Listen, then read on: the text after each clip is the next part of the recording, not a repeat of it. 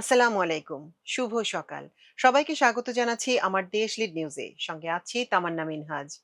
আমাদের আজকের লিড নিউজের শিরোনাম ১৬ই জুলাই আবু সাঈদ ওয়াসিম সহ শহীদ হন ৬ জন।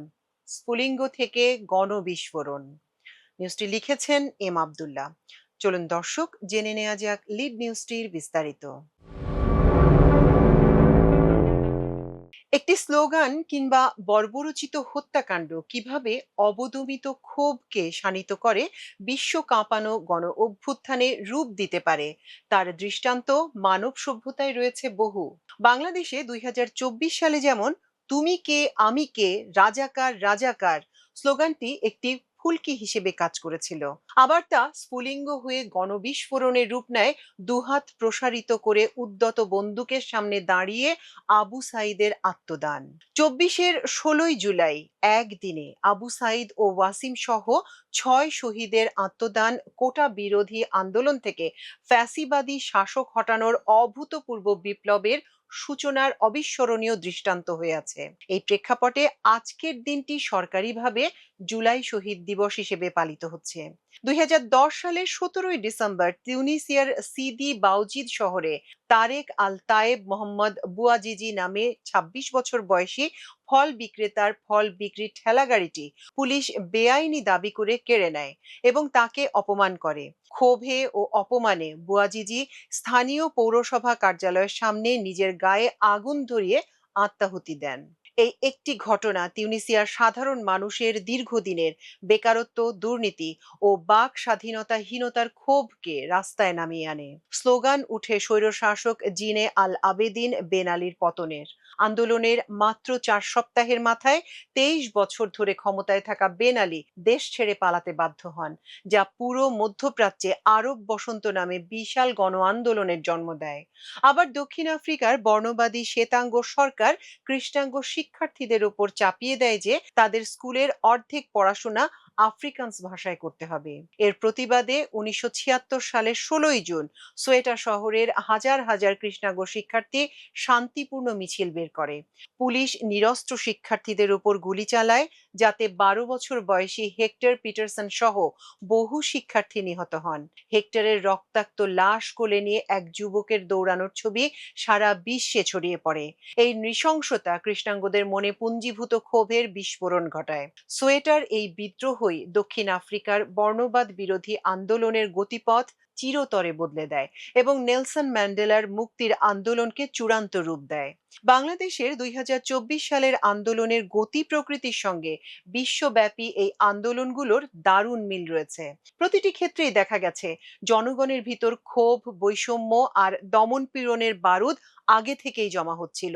শুধু প্রয়োজন ছিল একটি নির্দিষ্ট স্ফুলিঙ্গের, তা হোক তিউনিসিয়ার বুয়াজিজির আত্মাহুতি, ইউক্রেনের একটি ফেসবুক পোস্ট কিংবা বাংলাদেশের শিক্ষার্থীদের আবেগে আঘাত করা একটি বৈষম্যমূলক রাজাকার ট্যাগ।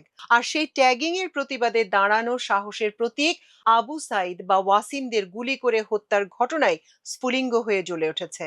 সাধারণ মানুষের পুঞ্জীভূত ক্ষোভ দাবানলের মতো পুরো ফ্যাসিবাদী শাসন ব্যবস্থাকে তাসের ঘরের মতো তছনছ করে দিয়েছে।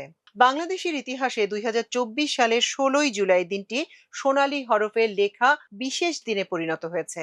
রংপুর বেগম রোকেয়া বিশ্ববিদ্যালয়ের সাহসী শিক্ষার্থী আবু সাঈদ দানব সরকারের অস্ত্রের সামনে অন্যায়ের বিরুদ্ধে জীবনকে তুচ্ছ করে ২ হাত প্রশস্ত করে দাঁড়িয়ে বিশ্ববাসীকে তারুণ্যের দুরন্ত সাহস দেখিয়ে দিয়েছেন। বিশ্ব ইতিহাসেও আবু সাঈদ অনন্য চরিত্র হিসেবে স্থান করে নিয়েছেন। পুলিশের কয়েকজন সদস্য একসঙ্গে তাকে ঘিরে ধরে লাঠিপেটা করেছে। অকুতোভয় আবু সাঈদ এত মার খাওয়ার পরও অস্ত্রের সামনে ২ হাত প্রসারিত করে দাঁড়াতে দ্বিধা করেননি। আবু সাঈদকে খুব কাছ থেকে নির্মমভাবে ছররা গুলি করে হত্যা করা হয়েছে। এরপরও জীবনের এমন এক উচ্চতায় আবু সাঈদ পৌঁছে গেছেন, যেখানে পৌঁছে গেলে মানুষ অমরত্ব লাভ করে। শহীদ আবু সাঈদ জীবন দিয়ে দেখিয়ে গেছেন মৃত্যুও কত সুন্দর হতে পারে, অর্থবহ হতে পারে। ১৬ই জুলাইয়ের পরের দিনগুলোতে দেশ জুড়ে আন্দোলনকারীরা যেন আবু সাঈদের মতো হয়ে উঠেছিল। তারাও মৃত্যু ভয় পদদলিত করে এগিয়ে গেছে আগ্রাসী রাষ্ট্রশক্তির বিরুদ্ধে। ১৪০০ ছাত্র জনতার তপ্ত বুলেটের সামনে বুক পেতে অকাতরে জীবন দিয়েছে। তারই পরিণতিতে 5ই আগস্ট দানবীয় সরকারের পতন ও পলায়নের সাক্ষী হয়েছে বিশ্ব। অবিস্মরণীয় সেই জুলাই শহীদ দিবস উপলক্ষে রাষ্ট্রীয়ভাবে আজ শোক পালন করা হবে। ডক্টর মোহাম্মদ ইউনূসের নেতৃত্বাধীন অন্তর্বর্তী সরকারের সময় 2025 সালের 15ই জুলাই মন্ত্রী পরিষদ বিভাগের প্রজ্ঞাপনে 16ই জুলাইকে জুলাই শহীদ দিবস হিসেবে পালনের নির্দেশনা জারি করা হয়েছে। বর্তমান তারেক রহমানের নেতৃত্বাধীন নির্বাচিত সরকার দিনটি পালন উপলক্ষে রাষ্ট্রীয় ও প্রাতিষ্ঠানিকভাবে ব্যাপক কর্মসূচি নিয়েছে। জুলাই বিপ্লবের পক্ষের বিভিন্ন রাজনৈতিক দল ও সংগঠন দিনটি পালন করবে নানা কর্মসূচির মাধ্যমে। দেশের সব সরকারি, আধা সরকারি ও স্বায়ত্তশাসিত প্রতিষ্ঠান, শিক্ষা প্রতিষ্ঠান সহ সব সরকারি বেসরকারি ভবন ও বিদেশে বাংলাদেশের মিশনগুলোতে জাতীয় পতাকা অর্ধনমিত থাকবে। শহীদদের মাগফেরাতের জন্য দেশের সব মসজিদে বিশেষ দোয়া অনুষ্ঠিত হবে। শিক্ষা প্রতিষ্ঠান ও অন্যান্য ধর্মীয় প্রতিষ্ঠানে শহীদদের আত্মার শান্তির জন্য বিশেষ প্রার্থনার আয়োজন করা হবে। দিনটি উপলক্ষে রাষ্ট্রপতি মোহাম্মদ শাহাবুদ্দিন বাণী দিয়েছেন। বাণীতে তিনি বলেন, জুলাই গণ অভ্যুত্থান ছিল দীর্ঘদিনের বৈষম্য, দুর্নীতি, গুম খুন, ভোটাধিকার হরণ এবং নিপীড়ন ও ফ্যাসিবাদী দুঃশাসনের বিরুদ্ধে আপামর জনগণের ক্ষোভের বিস্ফোরণ। এছাড়া গণ অভ্যুত্থানে আওয়ামী লীগ সরকারের পতনের দিন 5ই আগস্টকে অন্তর্বর্তী সরকার জুলাই গণ অভ্যুত্থান দিবস ঘোষণা করে। ওই দিন সাধারণ ছুটি থাকবে। কোটা সংস্কারের দাবিতে 1 জুলাই থেকে শুরু হওয়া আন্দোলন 14ই জুলাই পর্যন্ত শান্তিপূর্ণই ছিল। কোনো ধরনের সহিংসতা ছাড়াই আন্দোলন চলে এলেও 15ই জুলাইয়ের দিনে ঢাকা বিশ্ববিদ্যালয় ও রাতে জাহাঙ্গীরনগর বিশ্ববিদ্যালয়ের শিক্ষার্থীদের উপর বেপরোয়া হামলা চালায় ছাত্রলীগ ও যুবলীগ। এ ঘটনায় সারা দেশের শিক্ষার্থীরা বিক্ষুব্ধ হয়ে ওঠেন এবং অগ্নিগর্ভ হয়ে ওঠে পুরো দেশ।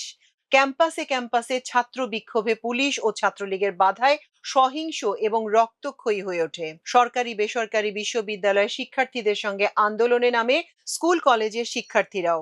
পাল্টাপাল্টি ধাওয়া, হামলা, গুলি, ককটেল বিস্ফোরণ আর অগ্নিসংযোগে উত্তেজনা বিরাজ করে দেশব্যাপী।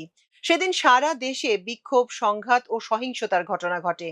পরিস্থিতি সামাল দিতে ঢাকা, রংপুর সহ দেশের 5 বিভাগে এদিন বিজিবি মোতায়েন করা হয়। টালমাটাল পরিস্থিতিতে স্কুল, কলেজ ও বিশ্ববিদ্যালয় বন্ধ ঘোষণার সিদ্ধান্ত নেয় সরকার। বেগম রোকেয়া বিশ্ববিদ্যালয়ের ইংরেজি বিভাগের শিক্ষার্থী আবু সাইদ কোটা আন্দোলনে বিশ্ববিদ্যালয়ের অন্যতম সমন্বয়ক ছিলেন। আবু সাইদ যেখানে গুলিবিদ্ধ হয়ে শহীদ হয়েছেন, তার পাশে সিসি ক্যামেরা ফুটেজে দেখা গেছে আবু সাইদের নেতৃত্বে বিক্ষোভ চলছিল। পুলিশি হামলায় সেই বিক্ষোভ ছত্রভঙ্গ হয়ে গেলে আবু সাইদ সেখানে দাঁড়িয়ে সবাইকে আবার সংগঠিত করার চেষ্টা করছিলেন। একসময় একদল আগ্রাসী পুলিশ আবু সাইদকে ঘিরে ধরে নির্দয়ভাবে পেটাতে থাকে, তবুও তিনি সরে যাননি। পিটুনির 3-4 মিনিটের মধ্যে আবু সাইদ দুহাত প্রসারিত করে পুলিশের সামনে দাঁড়িয়ে যান। অবিশ্বাস্যভাবে দানব পুলিশ সদস্যরা তার দিকে বন্দুক তাক করে সরাসরি গুলি ছুড়তে থাকে। আবু সাইদ ও পুলিশের মধ্যে দূরত্ব ছিল মাত্র 35 থেকে 38 ফুট। গুলিবিদ্ধ হওয়ার পরও থামেননি অদম্য সাহসী এই বীর যোদ্ধা। একটা ঝাঁকুনি খেয়ে রাস্তার ডিভাইডার অতিক্রম করেন আবু সাইদ। রক্তক্ষরণে আস্তে আস্তে পিচ ঢালা রাজপথে লুটিয়ে পড়েন। আবু সাইদ গুলিবিদ্ধ হন দুপুর 2টা 17 মিনিটে। তাকে দ্রুত রংপুর মেডিকেল কলেজ হাসপাতালে নেওয়া হয়। চিকিৎসক 3টা 5 মিনিটে তাকে মৃত ঘোষণা করেন। সহযোদ্ধারা তার লাশ বিশ্ববিদ্যালয়ে নিয়ে যাওয়ার চেষ্টা করেন, কিন্তু পারেননি। কিছু দূর নিলে পুলিশ লাশ কেড়ে নেয়।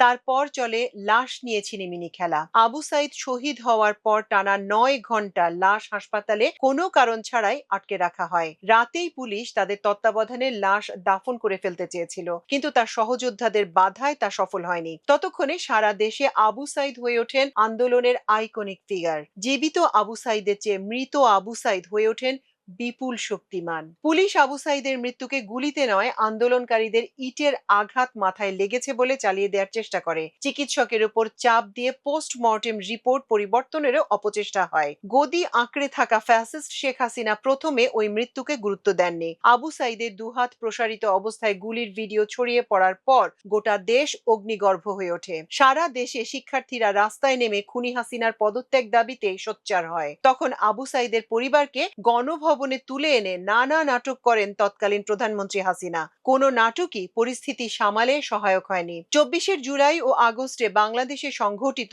অভ্যুত্থানের সময় মানবাধিকার লঙ্ঘন ও অপব্যবহার নিয়ে তথ্যানুসন্ধান প্রতিবেদন প্রকাশ করেছে জাতিসংঘের মানবাধিকার বিষয়ক হাই কমিশনারের দপ্তর। গত বছরের ফেব্রুয়ারিতে প্রকাশিত ওই প্রতিবেদনে বলা হয়, আবু সাইদের হত্যাকাণ্ডে পুলিশের সরাসরি জড়িত থাকা এবং এর জন্য দায়ী হওয়ার যুক্তিযুক্ত কারণ আছে। প্রতিবেদনে আরো বলা হয়, ফরেনসিক বিশ্লেষণের পর OHCHR এর ফরেনসিক চিকিৎসক এই সিদ্ধান্তে উপনীত হয়েছেন যে আঘাতের ধরন ও যেভাবে শরীরের বিভিন্ন জায়গায় জখম হয়েছে তাতে আবু সাইদকে প্রায় 14 মিটার দূর থেকে প্রাণঘাতী ঘাতক গুলি ভর্তি শটগান দিয়ে অন্তত দুবার গুলি করা হয়েছিল।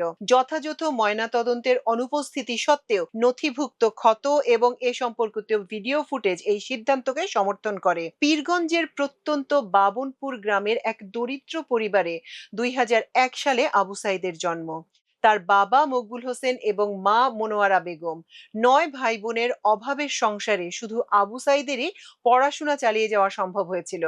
তিনি বেরোবির ইংরেজি বিভাগের 12তম ব্যাচের ছাত্র ছিলেন। ছাত্র হিসেবে ছিলেন বিনয়ী, নম্র, ভদ্র এবং মেধাবী। শুধু ছাত্র হিসেবেই ভালো নয়, মানুষ হিসেবেও ছিলেন অসাধারণ। হত্যা মামলার বিচার প্রক্রিয়া শেষে গত 9 এপ্রিল জুলাই বিপ্লবের প্রথম শহীদ আবু সাইদ হত্যায় সংঘটিত মানবতা বিরোধী অপরাধের রায় ঘোষণা করে আন্তর্জাতিক অপরাধ ট্রাইব্যুনাল 2। রায়ে 2 জনকে মৃত্যুদণ্ড এবং 3 জনকে যাবজ্জীবন কারাদণ্ড দেয়া হয়। এছাড়া 5 জনকে 10 বছর, 8 জনকে 5 বছর, 11 জনকে 3 বছর কারাদণ্ড এবং একজনের হাজতবাসকে সাজার মেয়াদ হিসেবে গণ্য করা হয়। মামলার মোট আসামি 30 জন। মৃত্যুদণ্ডপ্রাপ্ত 2 জন হলেন পুলিশের সাবেক এএসআই আমির হোসেন ও সাবেক কনস্টেবল সুজন চন্দ্র রায়। তারা দুজনই জেলে আছেন। যাবজ্জীবনপ্রাপ্ত 3 আসামিও পুলিশের সাবেক সদস্য।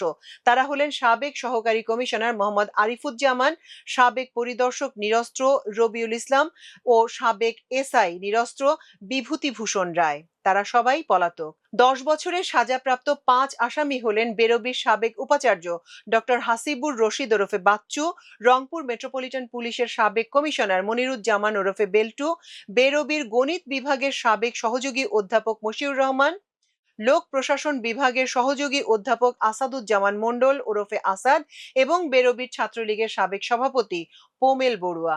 এর মধ্যে ভিসি হাসিবুর গ্রেপ্তার রয়েছেন, বাকিরা পলাতক। রাজধানী ঢাকা চানখারপুলে এদিন আওয়ামী লীগের নেতাকর্মীদের গুলিতে 5 জন শিক্ষার্থী আহত হন। এছাড়া ইটের আঘাতে আহত হন অন্তত 25 জন। রাজধানীর পথে পথেও এদিন সংঘর্ষ ও গুলির ঘটনা ঘটে। রাজধানীর সায়েন্স ল্যাবে 16 জুলাই সকাল থেকে সন্ধ্যা পর্যন্ত ভয়াবহ সংঘাতে 2 জন শহীদ হন। তাদের একজনের নাম মোহাম্মদ সবুজ আলী, অন্যজন শাহজাহান। নিউ মার্কেট এলাকার ফুটপাতে পোশাক বিক্রি করতেন শাহজাহান। সবুজ আলীর বাড়ি নীলফামারীতে। এছাড়া পুরনো ঢাকা জগন্নাথ বিশ্ববিদ্যালয়ের শিক্ষার্থীদের সঙ্গে সংঘর্ষে গুলিবিদ্ধ হন 4 শিক্ষার্থী। প্রাণহানির পাশাপাশি শুধু ঢাকাতে শতাধিক আহত হন, যাদের মধ্যে গুলিবিদ্ধ ছিল অন্তত 20 জন। এছাড়া ঢাকার বাইরে 2 শতাধিক আহত হন এদিন। আহতদের মধ্যে 25 সাংবাদিক এবং 20 পুলিশ সদস্যও ছিলেন। এদিন দেশের অন্তত 10টি বিশ্ববিদ্যালয়ের শিক্ষার্থীরা আন্দোলনে নেমেছিলেন। ছাত্রলীগের হামলা ও সন্ত্রাসী তাণ্ডবে কয়েকশো শিক্ষার্থী আহত হন। সারা দেশে আহত হন 4 শতাধিক আন্দোলনকারী। কোটা সংস্কার আন্দোলনের কর্মসূচি শেষে সেদিন রাতে ঢাকা বিশ্ববিদ্যালয়ের ছাত্রীরা হলে ফিরে যান। অন্যদিকে টিএসসির রাজু ভাস্কর্যে ছাত্রলীগের সমাবেশ শেষে হলে ফেরেন সংগঠনটির নেত্রীরা। রাত 11টার পর রোকেয়া হলের বিক্ষুব্ধ ছাত্রীরা হলে প্রবেশ করা ছাত্রলীগের নেত্রীদের বিতাড়িত করতে বিক্ষোভ শুরু করেন। ছাত্রীদের তোপের মুখে হল ছাত্রলীগের সভাপতি আতিকা বিনতে হোসাইন সহ 10 নেত্রীকে রাত 12টার পর অ্যাম্বুলেন্সে করে হল থেকে বের করে নিয়ে যায় প্রক্টোরিয়াল বডি। ছাত্রলীগ নেত্রীদের বের করে নিয়ে যাওয়ার পর ছাত্রীরা রোকেয়া হলের তৎকালীন প্রাধ্যক্ষকে ঘিরে ধরেন। তারা হাতে লেখা একটি বিজ্ঞপ্তিতে স্বাক্ষর করতে প্রাধ্যক্ষকে চাপ দেন। এক পর্যায়ে প্রাধ্যক্ষ সেখানে স্বাক্ষর করেন। ওই বিজ্ঞপ্তিতে রোকেয়া হলকে রাজনীতি মুক্ত ঘোষণা করার কথা লেখা ছিল। রোকেয়া হলের এই ঘটনা ঢাকা বিশ্ববিদ্যালয় সহ বিভিন্ন শিক্ষা প্রতিষ্ঠানের হলগুলোতে দ্রুত ছড়িয়ে পড়ে। একই প্রক্রিয়ায় হল থেকে ছাত্রলীগের নেতাকর্মীদের বিতাড়িত করে সেই রাতেই বিভিন্ন হলের প্রাধ্যক্ষের কাছ থেকে রাজনীতি নিষিদ্ধ করার বিষয়ে লিখিত নেন ছাত্রছাত্রীরা। অন্যান্য শিক্ষা প্রতিষ্ঠানেও আন্দোলনকারীদের এমন পদক্ষেপ ছড়িয়ে পড়ে। মূলত 15ই জুলাই থেকেই ঢাকা বিশ্ববিদ্যালয় ক্যাম্পাসে ছাত্রলীগের বিরুদ্ধে অবস্থানটা প্রতিষ্ঠিত হয়ে গিয়েছিল। এরপর হলগুলোতে ছাত্রলীগ আর ঢোকারই সাহস পায়নি। চট্টগ্রামের মুরাদপুরে ১৬ই জুলাই বেলা ৩:৩০টার দিকে আন্দোলনরত শিক্ষার্থীদের উপর বর্বরোচিত হামলা চালায় ছাত্রলীগ যুবলীগের ক্যাডাররা। এলোপাতাড়ি গুলি ছোড়া হয় আন্দোলনরতদের উপর, করা হয় ছুরিকাঘাতও। এতে ৩ জন শহীদ হন। শহীদদের মধ্যে একজন ছিলেন চট্টগ্রাম কলেজের সমাজবিজ্ঞান বিভাগের ৩য় বর্ষের ছাত্র মোহাম্মদ ওয়াসিম আকরাম। তিনি চট্টগ্রাম কলেজ শাখা ছাত্রদলের যুগ্ম আহ্বায়ক ছিলেন। শহীদ অন্য ২ জন হলেন চট্টগ্রাম নগরের ওসমান গনি এমইএস কলেজের ছাত্র ফয়সাল আহমেদ শান্ত এবং পথচারী মোহাম্মদ ফারুক। শহীদ ফারুক কুমিল্লার একটি আসবাবের দোকানে চাকরি করতেন। ওয়াসিম হত্যাকাণ্ডের পর বন্দরনগরীতে শিক্ষার্থীদের সরকার বিরোধী আন্দোলন ব্যাপক আকারে ছড়িয়ে পড়ে। কক্সবাজারের পেকুয়া সদর ইউনিয়নের মুরার পাড়ার বাসিন্দা ওয়াসিম ২ ভাই ও ১ বোনের মধ্যে দ্বিতীয় ছিলেন। উচ্চশিক্ষার জন্য ছেলে ওয়াসিমকে চট্টগ্রামে পাঠিয়েছিলেন শফিউল আলম জ্যোৎস্না বেগম দম্পতি। ২০২৪ সালে ১৬ই জুলাই আন্দোলনের সময় সেই ছেলেকে হারানোর পর দিশেহারা হয়ে পড়ে পরিবারটি। চট্টগ্রাম শহরে আন্দোলন চলাকালে যুবলীগ ও ছাত্রলীগের নেতাকর্মীদের হাতে ছুরিকাঘাতে ওয়াসিম শহীদ হন। ছেলের কবরের পাশেই বেশিরভাগ সময় কাটান বাবা। পরিবারের ভবিষ্যৎ নিয়েও শঙ্কায় ছিলেন তিনি। ২ বছর পর সেই শোক ও শঙ্কা কাটিয়ে স্বাভাবিক জীবনে ফেরার চেষ্টা করছে ওয়াসিমের পরিবার। বড় ভাইয়ের বিয়ে হয়েছে, একমাত্র বোনের কাবিনও সম্পন্ন হয়েছে। সরকার ও বিভিন্ন রাজনৈতিক দলের আর্থিক সহায়তায় অর্থনৈতিক টানাপোড়েনও কমেছে। এখন পরিবারের অপেক্ষা ওয়াসিম হত্যার সুষ্ঠু বিচারের। জুলাই বিপ্লবে চট্টগ্রামে পুলিশ ও ছাত্রলীগের গুলিতে শহীদ হন ছাত্রদল নেতা ওয়াসিম আকরাম, কলেজ ছাত্র ফয়সাল ইসলাম শান্ত, দিনমজুর মোহাম্মদ ফারুক, কিশোর মোহাম্মদ সাইমন, শিক্ষার্থী তানভীর সিদ্দিকী ও হৃদয় চন্দ্র তরুয়া। তবে গণ অভ্যুত্থানে ২ বছরের মধ্যে স্মৃতি থেকে হারিয়ে গেছে শান্ত, ফারুক, সাইমন, তানভীর ও হৃদয় চন্দ্ররা। যে কোনো আলোচনা সভা, ব্যানার কিংবা ফেস্টুনে শহীদ আবু সাইদ ও শহীদ ওয়াসিমের নাম সবচেয়ে বেশি উচ্চারিত হচ্ছে। এমনকি সরকারি বেসরকারি বিভিন্ন উদ্যোগ, স্থাপনা, অডিটোরিয়াম কিংবা বিশ্ববিদ্যালয়ের হলের নামকরণেও এই ২ শহীদের নাম অগ্রাধিকার পাচ্ছে।